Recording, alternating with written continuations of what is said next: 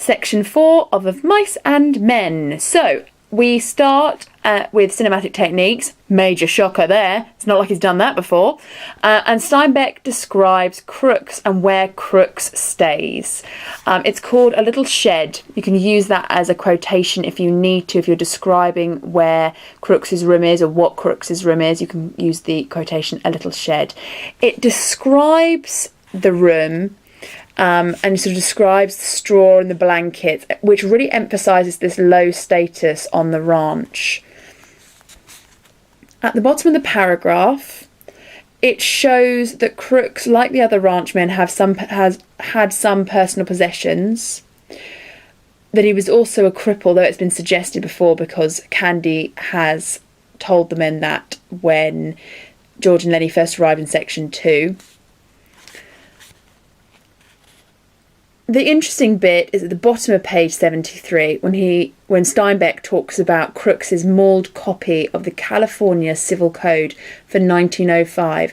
Now that was a book of things that those of a different colour could or could not do. So as the years went on, things like not eating from the same plate as a white person was a rule that people had to abide by. There we go. My brain is switched on. Finally. Hurrah. Only taken 4 sections. And if any of you have ever watched the film The Help, if you haven't, I would recommend watching it as long as you get permission from parents. It's not anything dodgy. It just shows American sort of segregation later on than the 1930s. I think it's about the 1950s, but it's sort of Southern America and some of the rules that applied. And by watching that film and having an understanding of that, you'll have a better understanding of the civil code. And it hints here, Steinbeck hints that Crooks perhaps dreams of equality. So again, dreams and dreaming, a major theme of this novel, but it certainly shows the segregation in 1930s America. 74. Even though this particular room is underneath or by a manure pile and it isn't the nicest of rooms, he keeps this room swept and fairly neat. It does not mean he views himself as others do. He is viewed as being the lowest person in the ranch in terms of social status. That does not mean he has to have any feelings of worthlessness. He can be proud about what he has to do on the ranch and keeps himself in a tidy and professional manner. However, the description of his face, lined with deep black wrinkles, suggests of the intense life that he has undertaken. Also, the pain that he must be in is described when it shows that he's rubbing the liniment onto his back, which is like an ointment to help the muscles in his back, because obviously he has been kicked by a horse and therefore his back is very much damaged. So it sort of shows his lonely life, that it shows that he's had quite a difficult life, and it would show that he is in pain as well. Now, Lenny comes into Crooks's room. He does not understand that's not appropriate because he has no comprehension of surviving in an adult world and being able to live by the rules of social hierarchy. He wouldn't understand. He's lonely. He sees a light on. He's going to go and say hello. And it makes Lenny seem very innocent, and that's why Crooks replies sharply, "You got no right to come in my room. This here my room. Nobody got any right in here but me." It's the only thing that he has got a right over, and Lenny doesn't understand that. He just sees his light, and he just desires companionship because, as it is described later on in this section, George has gone out into town with the men. Now, we can only assume that perhaps they've gone to old Susie's, but considering that George is trying to save money, that isn't actually specifically said, but they've gone into town. Now, sometimes this moment can be quite difficult to describe, or even if you're talking about Crooks in general, I think it'd be quite difficult to describe because of the way we view things in modern day compared to what we need to say about the novel. This bit is a really good bit to use as an embedded quotation, "'cause I'm black." By using that, you then don't have to just try and describe the situation in your own words, which might come across as rude or inappropriate. But he's saying that he's not wanted in the bunkhouse with the other men because he's black, and that really shows the segregation of 1930s America. There's a bit of description that comes towards the middle part of page 75, and it says Lenny flapped his big hands helplessly, and it shows that, flapped, connotations of flapped, perhaps overexcited, uncontrollable, helplessly, that he can't function on his own. It's almost that he's getting overexcited, or he knows an answer to the question, and everyone else has gone into town, leaving Lenny, Candy, Crooks and Curly's wife are the four that are left behind. Lenny sort of talks around Crooks. He doesn't really answer his questions. He doesn't really function in terms of having a conversation. He says random sentences because he can't focus in an adult world. He can't deal with an adult world. So he talks about his pup. "I come to see my pup." Well, go see your pup then. Don't come in a place where you're not wanted. Now, those couple of lines show different things. The fact that Lenny just wants to go and see his pup is childlike. The fact that Crooks says when you're not wanted actually isn't true, because as the section goes on, it shows that he's very, very grateful for the company. And again, through that, the theme of loneliness is shown. So we go to page 76. It starts off with a simple sentence. That means a short sentence. Lenny lost his smile. It shows his tension and his fear when Crooks is being unpleasant to him. And the rest of the conversation on this page is quite interesting, because Crooks is trying to work out what Lenny is really talking about, because Lenny is sort of saying these random sentences and random bits of information. So he talks about Candy, and Lenny almost shouted, "About the rabbits!" Now to Lenny that makes perfect sense. Candy's sorting out the finances so that they can get their piece of land, which obviously Lenny is very excited about because he gets to tend the rabbits. But Crooks has never heard any of this, so he just assumes he's totally nuts. Well, he's probably slightly right. Lenny certainly can't deal with an adult world and can't cope in an adult world, but actually Lenny is speaking the truth. He just hasn't said it in a very clear manner. So eventually he says, "Sit down," he invited, "sit down on the nail keg." So it shows that actually, despite the initial "get out of my room," that Crooks is taking this opportunity for Lenny to be his companion, to have someone to talk to. So we move to page 77. He starts to talk to Lenny, Crooks starts to talk to Lenny, and he starts to use his power over Lenny. I mean that in a way that Crooks has realised that despite Lenny being a white male, he has power over him because Lenny doesn't understand what is going on.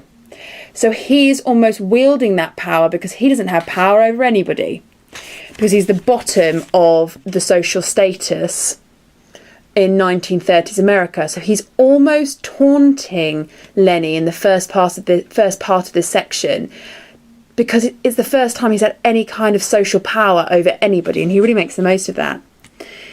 He starts talking about his past and makes it obvious why he is the way he is now. And he sort of said, when he was younger, white kids come to play at our place, and sometimes I went to play with them. And that shows the innocence of childhood.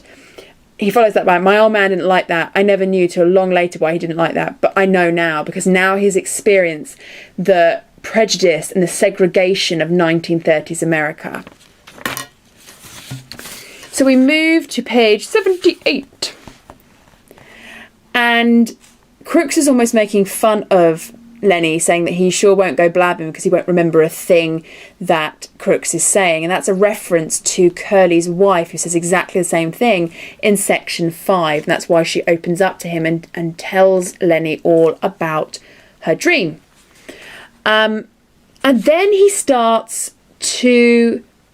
Crooks really starts to make fun and tease Lenny, almost taunt him, saying that George isn't going to come back, and obviously that is wielding that status and power. And that's a really lovely line to use to really show that and emphasise that. Crook's face, should be an apostrophe there, it should be Crooks's face. Anyway, lighted with pleasure in his torture. Page 79, this continues. Crook's bored in on him. Well, just suppose he don't come back. What do you do then? He's talking about George not returning, which obviously for Lenny is a major pressure point and is going to upset him. However, it slightly backfires on Crooks because Lenny, who, without knowing it, is very large, is very strong, suddenly almost feels very protective of George. And this is the first time that we see the roles reverse and Lenny is protective of George rather than the other way around. And he says, who hurt George? He demanded. Crooks saw the danger as it approached him. Steinbeck's using it and the rather than Lenny, and almost suggesting that idea of Lenny works on instinct, and therefore some of the things he does isn't because he chooses to do it, that it's almost this instinctual behaviour, and suggests a lack of control. And he starts backing down, and he no longer dominates the conversation. George ain't hurt, he's all right, he'll be back all right, because he realises that he cannot wield that power because Lenny is so much stronger and sort of imposing. At the bottom of page 79, we have another animalistic description. Lenny growled back to his seat on the nail keg. Again, growled, the fact that he's just stood up to Crooks, and the fact that Steinbeck has described the danger as it approached him, suggesting that animalistic quality and that Lenny's behaviour is instinctual. And he reassures Lenny, but I think he's reassuring him much for himself, to try and protect himself, because he doesn't want Lenny to punch him. So he starts to try and almost explain to Lenny why he's perhaps behaved in that manner, and it's also almost him talking out some of the issues that he might have on the ranch, and the fact that he's not allowed to go in and play rummy, which is a card game, because he is black, and therefore he's not allowed in the bunkhouse, and he's trying to reason his behaviour, but it also again shows the segregation in 1930s America and that social hierarchy, and therefore he was not expected to socialise with the white men who worked on the ranch. However, Lenny's not listening. All he's now worried about is the fact that George is not back, and it starts to make him feel quite upset. Despite him being physically intimidating, as I've written here, he is frightened. He's vulnerable in terms of personality, not in strength. And if we move down to the bottom of page 80, it sort of shows that despite the entire of that page with Crooks talking about, how he feels about being the only black person on the ranch, Lenny is miserably upset about George not being there, and it shows that fear. His biggest fear in life is that George won't want him, or George will go away and he'll be left without George. Again, very childlike. So we move to page 81. Oh, I've just dropped something on the floor. Never mind. I'm sure it's fine. And again, we go back to this nostalgic thought that Crooks is having about how he was included, how he wasn't lonely when he was a kid on his old man's chicken ranch. It kind of also connects with the mauled copy of the Civil Rights Code, because he's looking at equality, he's looking at those rules, and then being nostalgic about the time that he did feel like he was equal. And that again hints at Crooks's almost secret dream that he wants to be equal, he wants to be treated as equal. However, that doesn't help him stating the obvious when Lenny goes back to his sort of comfort, which is the rabbits. He again repeats, "You're nuts." Crooks was scornful. He doesn't believe that a better life is possible, because you need to think that people didn't really move out and improve their social status at this time. They simply moved from ranch to ranch, and he's a permanent member of this ranch. And he doesn't believe that these things are going to happen. He thinks Lenny's just talking about this patch of land they're going to buy, and almost as if a child would. And then he mentions something very interesting, and I think this is Steinbeck reflecting how many men may have felt at this time, that lots of them wanted to get their own little piece of heaven, and everyone wants their little piece of land, but no one really does it. It's always a dream, it's never a reality. Moving on to page 82. Slim is talked about. Crooks talks about him. And again, even Crooks, who is treated differently, has a respect for Slim. Candy comes to find Lenny, but Candy stands in the doorway because he accepts the social norms. He accepts the social rules that are appropriate for a white man coming into a black man's room. And I'm not saying that in any kind of racist term. I'm saying it in a way that is acceptable for you to write in the exam. He talks to Lenny about figuring out about the rabbits. He's sort of investigating their dream. And Crooks, who is listening to this, when hearing Candy, he invites him in, but actually it's more the fact that he's grateful for the companionship, even though he pretends he's not. Candy tries to be polite, still saying it's a nice cosy little place in here, and then Crooks really shows the 1930s treatment where he says, and a manure pile under a window, sure, it's swell. Real sarcasm there, suggesting that it really reflects his low status, the fact that a manure pile is under the window. So we move to page 83, and it shows his loneliness, Crooks's loneliness, the fact that it says darkly as in mood, perhaps suggesting the loneliness, perhaps almost suggesting a sense of not depression, but feeling quite gloomy about this. Guys don't come into a coloured man's room very much. Nobody been in here but Slim and the boss. It shows his loneliness, but it also reflects social norms, which of course Lenny hadn't got a clue about, which is why he wandered in. Now he begins talking about their dream again, the focal dream, and of course he's trying to say, you guys are just kidding yourself, it's not going to happen, kind of idea. And Candy responds quite angrily, you're goddamn right we're going to do it. George says we are. We got the money right now. It's interesting that he says George says we are. So not only is Lenny relying on George, but now Candy almost sees George as sort of the head figure of this plan. And it suggests a real hope that George, Lenny and Candy can do this. Crooks kind of tries to argue it. And Candy responds because, you know, someone saying that they're not going to achieve their dream really almost sort of makes the hope disappear, but them sort of proving to somebody that it can happen makes it even more exciting. Candy, he's talking about how everybody in the state he's planted crops for, but they wasn't my crops, and when I harvested them, it was none of my harvest. And it shows that George, Candy and Lenny, even though Lenny maybe not be aware of it, want to do something for themselves. Now, here it's quite interesting. Then Crooks asks, you say you got the money? Almost questioning whether or not what they're saying is a dream or a possible reality. And then this bit on the bottom of page 84, he says about, well, if you guys would want a hand to work for nothing, just as keep, or I'd come and lend a hand. And it shows that Crooks too would like to escape his life on the ranch and have some kind of equality, certainly more so than he does at the moment. Curly's wife suddenly enters at this point. She sort of snuck up on them.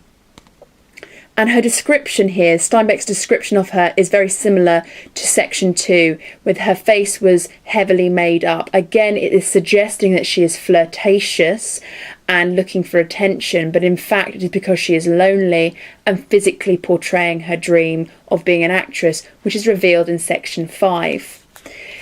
Candy says his line sourly, because he and the other men dislike her, and the connotations of sourly are almost unpleasant, so it shows his sort of dislike of her character. So we move to page 85. Like section 2, Lenny watches her, and it says Lenny watched her fascinated. It's showing that he works on instinct. It's a subtle reference to section 5 in the fact that he watches her and listens to her eventually, even though he knows he shouldn't because George has told him to, which obviously leads to her demise and his demise in section 5 and 6. Cataphoric references between, for section 5 and section 6, and it is the conversation that Crooks is having with Curly's wife. We don't want no trouble. And she responds saying, well, I ain't giving you no trouble. And of course, that is a major cataphoric reference, or foreshadowing, whatever you like to use. And they're quite, not rude to her, but they are emphasising their status. So even though Curly's wife is married to the boss's son, she is below Candy because she is female and he is a white male. So he kind of takes on this role of protector, and he says that you've got no call fooling around with other guys causing trouble, because that is what they believe she is up to. And then there's a short sentence here. The girl flared up. It shows sort of an immediate amount of tension that is being created by this. Sure, I got a husband. All you seen him, swell guy, ain't he? And she goes on, and it's the first time that she reveals her true feelings for Curly and how she dislikes him. Which is interesting considering she married him, and of course that is all revealed in section 5. 86. Okay, while she's having this rant about their relationship, she decides to ask about Curly's hand, which of course is all to do with Lenny, but Lenny cannot say anything and neither can the other men. So they're trying to almost put her off the scent. And she's almost pleased by the fact that he is hurt, which is not almost, she is, which again shows their unpleasant relationship as husband and wife. She goes on showing the theme of loneliness by saying that everyone's doing something on a Saturday night. And what am I doing? Standing here talking to a bunch of bindle stiffs. And she insults them all because she's upset, because she's lonely. Now they see it as she's being insulting because she's unpleasant, but it's actually because she's lonely, as revealed in section 5.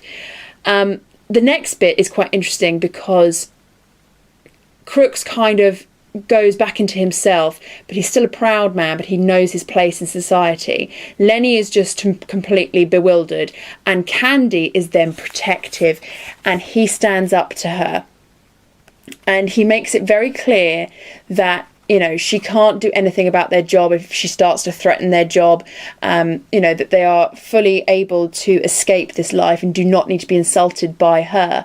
And he says, you know, a place 100 times prettier than this. And of course, he's referring to the focal dream. And then he says, and we got friends. That's what we got. It's almost like Candy's two dreams, the focal dream with a piece of land and having people to share it with. And she retorts, and she kind of says that she's seen it all before, and people trying to buy their own bit of land, and she doesn't believe it. She's almost mocking them, which is why it says Curly's wife laughed at him. Steinbeck makes it very clear that she's mocking them. Candy then becomes very angry, with connotations of redder and redder. The fact it's repetition there suggests his anger, connotations of sort of being frustrated, angry, perhaps also almost dangerous in a sense of what he might say.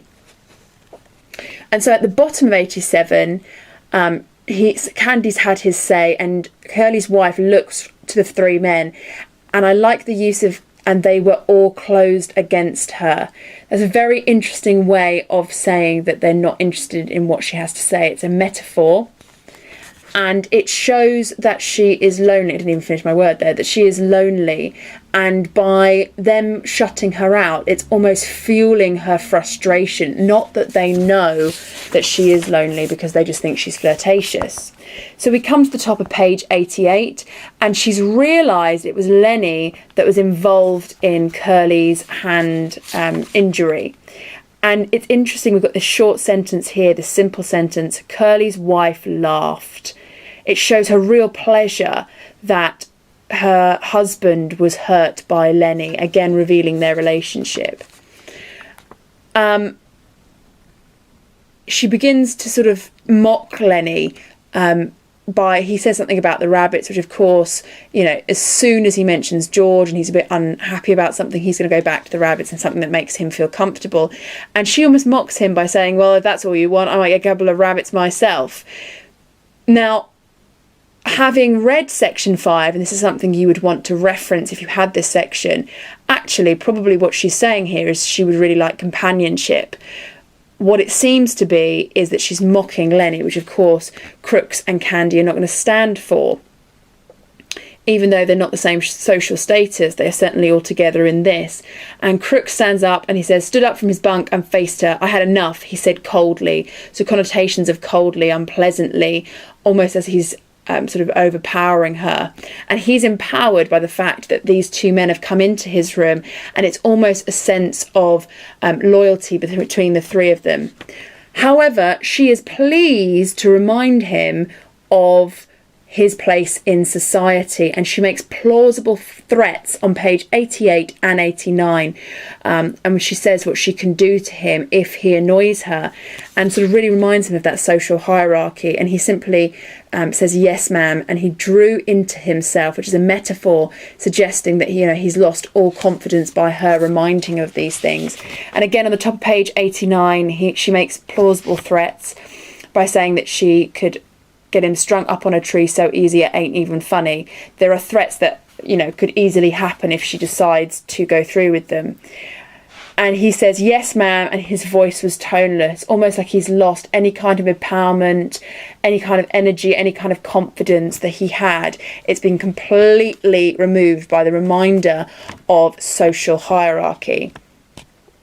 Now Candy stands up to her because although he is lower in terms of, he's not married to anyone important, she's married to the boss's son, he is still a white male. So again, he is higher than her in the social status of 1930s America. So he stands up to her again. Lenny, bless him, is having a bit of a mare at this point, and he starts to whine, I wish George was here, I wish George was here, and it's showing his upset. And like George, Candy is protective of him and sort of almost suggests that she should go home because he's heard the men come back, and tricks her into leaving because he doesn't like the fact that she has upset Lenny.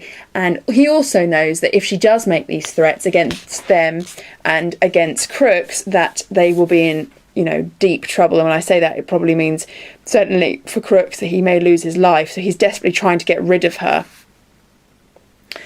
As she goes, her last sort of lines are, I'm glad you bust up Curly a little bit. He got it coming to him. And it really suggests that negative relationship they have and how unhappy she really is.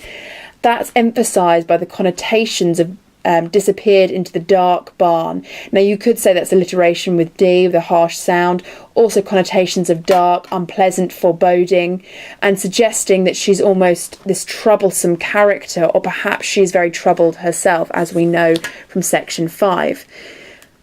Once she's gone, it's almost as if that the reminder that she has left of social norms overpowers Crooks, and even though he's offered to help with the ranch and that dream of perhaps he can be equal somewhere, he retracts that statement, and he says about he's got some rights even if you don't like them. He returns to those social norms, and across the page he tells Candy, just forget it about helping with the ranch. I wouldn't want to go no place like that. It's almost like he can't escape the social norms, so why is he fooling himself by thinking he can? Which again is a real reflection of 1930s America. George returns at the end of this section, and he's kind of cross about Candy mentioning the dream because he doesn't want it sort of spread around. It's almost something that's their secret. And at the very, very end, we have cinematic techniques where the men go out of the door. The three men, it says, went out of the door as they went through the barn. The horses snorted and the halter chains rattled. That's onomatopoeic, suggesting the noises of the barns, creating a slight sort of air of tension, which is then repeated in section 5. And Crooks ends this section very much how he started, rubbing his liniment. And it's suggesting that it's going to be the same as it always would always be. Nothing's going to change for Crooks. This is going to be his life. This is what society suggests is going to be his life, and he can't change it. And it's a sort of sense of 1930s America and how it can be quite, I suppose, a sense of despair, how nothing will change, and each person has their own place in society, and that's what they're sticking to. Oh, end of section? Yes, hurrah!